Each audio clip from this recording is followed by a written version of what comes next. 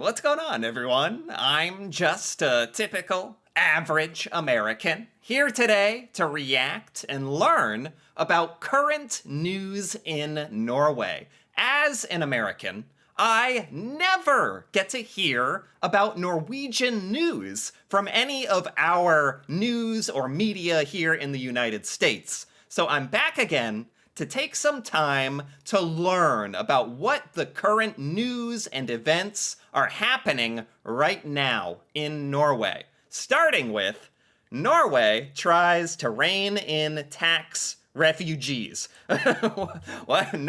Nothing more interesting than learning about taxes, am I right? I actually am not exactly sure what this means. Norway tries to rein in tax refugees? Norway's left center government is taking steps to keep wealthy taxpayers from moving their fortunes abroad. Oh, interesting, actually. I thought this was going to be boring. But this is because there's a lot of wealthy people in Norway, and I think Norway has, relatively high taxes. So there's a lot of wealthy people who want to move their wealth or move to another country to get lower taxes. That I could really see that as being a problem, especially in Norway. There's a lot of wealthy people in Norway, and I don't know. It's unfortunate because I feel like in Norway, taxes are used very well, like especially compared to here in the United States. I would be very happy to pay my taxes in Norway. I think I've heard that a lot of Norwegians are pretty happy with how their taxes are used in Norway. But I mean, when you're rich and paying that much money, I guess you are willing to do weird stuff to get tax breaks, and that's definitely something that happens here in America. People moving from different states to get different tax breaks. Stricter rules are aimed at prohibiting Norwegians from transferring stock holdings, for example, to others in lower tax countries like Switzerland. Are Norwegians moving to Switzerland to avoid taxes? We want to sharpen taxes on the wealthiest and tighten tax loopholes. This is a conversation that happens all the time in the United States as well, always wanting to raise taxes on the wealthiest people. And sure, they can certainly afford to spend more and pay more taxes. But then you end up with stuff like this, I guess, huh? You end up kind of driving those wealthy people away. So it's kind of a tough balance, I suppose. Only the wealthiest can take advantage of loopholes. This is so funny. This is like exactly how this conversation goes in America, too. There's all these tax loopholes and write-offs, and there's super rich billionaires and millionaires that pay like no taxes because they like put it into like through different business discounts and all sorts of tax write-offs I don't understand. It's funny that this is actually a problem in Norway as well. There's been a steady stream of wealthy Norwegians moving to Switzerland since the Labour-led government raised the country's controversial fortune tax. Oh, what is a fortune tax? Is that some kind of tax on wealthy people that's specific to Norway? So Norway raised a tax called the fortune tax. I'm not sure what the fortune tax is. And now wealthy Norwegians are literally moving to Switzerland for lower taxes. Wow. It imposes what many view as onerous tax on personal net worth year after year, in addition to taxes on income, property, sales of goods and services, and many others. Interesting. Okay, I'm not going to spend too much time on the tax article, but that is actually much more interesting than I thought it would be. That Norway is dealing with like the correct balance of how to tax wealthy people and not drive them away, and it's sort of interesting. War profits on gas fuel new debate. War profits. What on earth does this mean? War profits on gas fuel a new debate in Norway? Norway earned record profits on gas sales last year after the price of gas and oil were pumped up by Russia's war on Ukraine. Whoa, I never even thought about this. I've never even thought about this. So, countries that sell oil and gas literally make more money in times of war. When people are in need of oil and gas, that's really interesting. Really unfortunate, too. But apparently, yeah, someone has to make money off war. Like, that's not exactly a new concept. Now debate is flying over whether Norway has a moral obligation to donate more of the extraordinary profit to Ukraine, climate, or both. Oh wow. Who is sparking this debate? This is a really interesting question, actually. So Norway has made a lot of money because of the Russia and Ukraine war from selling oil and gas. Norway has made more money than it would have. So is there some kind of obligation for Norway to use that extra money to help others? I don't think, not necessarily. I mean, I know that Norway already donates a lot of money to Ukraine. Um, and it's not like Norway decided that it would like make a lot of money on the war. Norway didn't decide whether this war would happen or not. Norway is just being Norway and existing. And if people need to buy gas from Norway, that's where they buy it. So I don't think Norway has any obligation to do anything. Now, if Norway wanted to donate oil profits, that's very nice, but no obligation really. The gas profits tied to the war alone have amounted to around 334 billion NOK, or $33 billion. That is significant, actually. That is significant. 33 billion extra dollars. Maybe more, according to research conducted by two master's degree candidates at the Norwegian Business School. Wow, that's an extremely high amount, says Green Party leader. It's disgusting that Norway has earned so much money on others' misfortune. I don't really agree with this.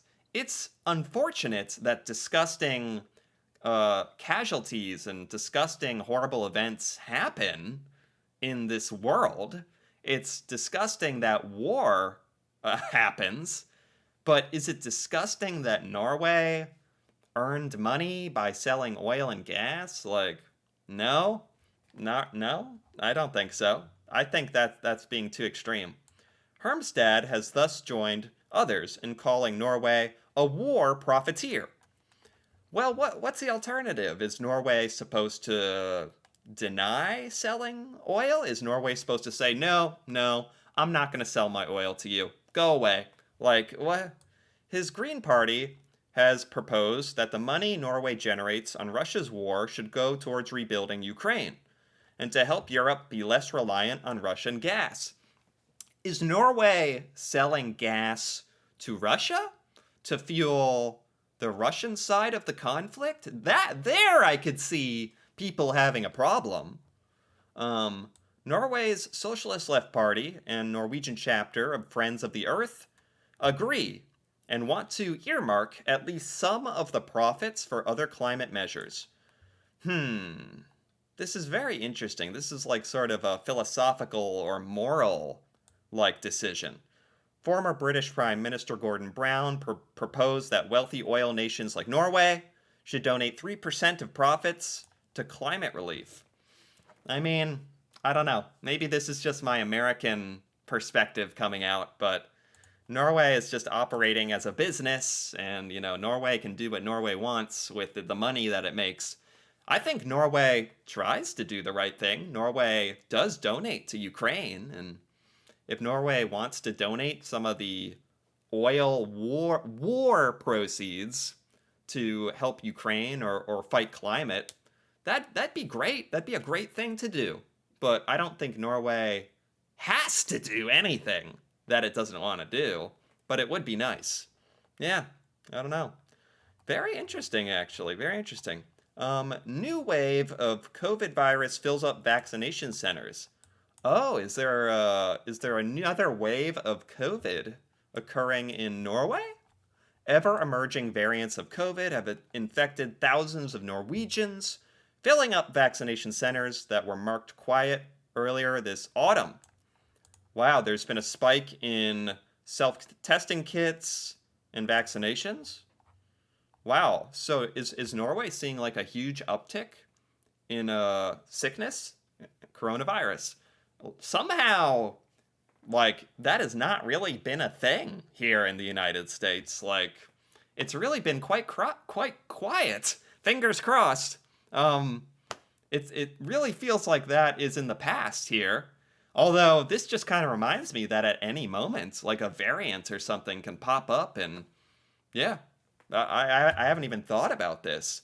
I wonder why. I guess COVID kind of can, and variants can kind of act differently and spread differently in different parts of the world. It's interesting. This is affecting Norway, and it's not at all really a thing here in the United States right now. Wow. Um, some are saying that people can just forget about the testing and just get over it. It's not even care if it's the flu or the COVID virus. And sales of corona tests are 7 times higher. Wow. Wow, wow. Huh. Man, I'm saddened to hear that about Norway. I'm saddened to hear that Norway's having problems. I hope that passes very quickly. Wow. Okay, what else do we have here? Metal detectorist finds a very rare ancient gold coin in Norway over 1,600 miles from its origin. Why does it feel like why does it feel like every other month there's some kind of treasure or coins being discovered in Norway? Like, this is not the first time I have read news about like money and coins being discovered in Norway. What is going on? Metal detector finds very rare ancient gold coin. Okay. A very rare ancient gold coin found recently in the mountains of central Norway could be lost cash that belonged to an early monarch. It was discovered by Vestre Sildre in a rural city known for skiing in Norway's south central Inlandet County. The coin was introduced in 960 CE by the Byzantine Empire. What? And the coin, this is the interesting part. This coin is in Norway. It's 1,600 miles away from where it should be? From the origin? What? It is held up exceptionally well. The coin appears unchanged from when it was lost 1,000 years ago. Oh, here it is. Here's the coin. Who is that on the coin? Wow. That does look in incredible condition. Wow. The ancient coin was introduced in the Byzantine Empire. It's so cool how stuff like this is still, to this day, being discovered. And in Norway. It's all in Norway. All the treasure is in Norway, apparently. It's decorated on both faces, with one side appearing to show an illustration of Christ holding a Bible. Oh, yeah. Oh, it has Christ holding a Bible. The other side depicts the former Byzantine Emperor Basil II and Constantine VIII. Whoa. And it also has inscriptions. Whoa. Oh, this is really cool. I'm not usually that interested in like history and stuff, like old artifacts. But I gotta admit, even this is amazing to think that this was just buried in Norway for 1,000 years and discovered. Very cool. Very, very cool. Okay. Feste designs day trip cabins for 25 locations in southern Norway. What is this? This sounds like a vacation like advertisement. I won't spend too much time on this one. A series of wooden cabins that can be used by hikers exploring the mountains. Oh, day trip cabins are being installed in 25 municipalities to encourage locals and tourists. Whoa. Okay, never mind. This is actually super interesting. That's awesome. So Norway is building these cabins that are free to use and open 24/7? That is so cool. Yeah, like here in America, we don't really have a culture of cabins or hiking or anything. So you would never ever see this. But man, this is so Norwegian. This is so awesome. See, this is like what Norway uses its taxes for. This is why you got to tax all the rich people in Norway to have cool cabins. Each one is free, open 24 hours a day, 7 days a week. Oh man. Oh, you can just go out to the top of these mountains in Norway and there's a free cabin to use. That's amazing. I don't think we could have this in America. I don't think we could have this because Americans would just like vandalize it or like live in it permanently. There'd be people just trying to live in it like for like their new house, moving into it. But in Norway, this is really cool. That's a really cool public service, actually. Wow. Norway's groundbreaking art museum, Kunstitselo, opens in May 2024. Cool. Um, Norway dominates 4 by 7.5K relay. Is this skiing? No, Norway dominating skiing. This is the least surprising thing I've ever heard. Norway dominates 4 by 7.5K relay. What? Oh, yeah. Dominating. Norwegians. Wow. This is at the FIS World Cup in Sweden. It was another morning of steaming breath and squeaking snow for World Cup teams lining up for the men's 4 by 7.5K relay. So Norway, the field of relay teams offered the potential to serve up surprises, while the top step of the podium seemed likely to be filled by the predictably strong Norwegian team. All other spots remained in question. So it's just a foregone conclusion that Norway is going to win first place. It's just assumed. Norway is that good at skiing. It's just assumed by everyone. Norway will win. And that's what happened. That's apparently what happened. In the end, it was Norway, number one. Goldberg, Yenget, Kruger, and Jensen skiing clear of the other contenders. Then Sweden, and then Germany. Okay. Wow. I'm not at all surprised to see a news story about Norway dominating skiing. I know that's what it's kind of known for. Yep. Wins mixed relay. Very cool. Very interesting. And I think with that, that's pretty good. That's a very couple of interesting news stories and events happening in Norway. Stuff getting built, people running away from taxes, Norway dominating skiing, trying to figure out its budgets. Lots of interesting stuff. It's so really interesting and fun to learn about news somewhere other than America. News in Norway, because I never get to hear about this stuff, so I actually enjoy reading about it quite a bit. Anyway, if you enjoyed this as well, feel free to give this video a like or leave a comment. And if you're interested in more videos like this, me reacting to Norway and Norwegian culture, feel free to subscribe for more. And until then, thanks for watching, and see you next time.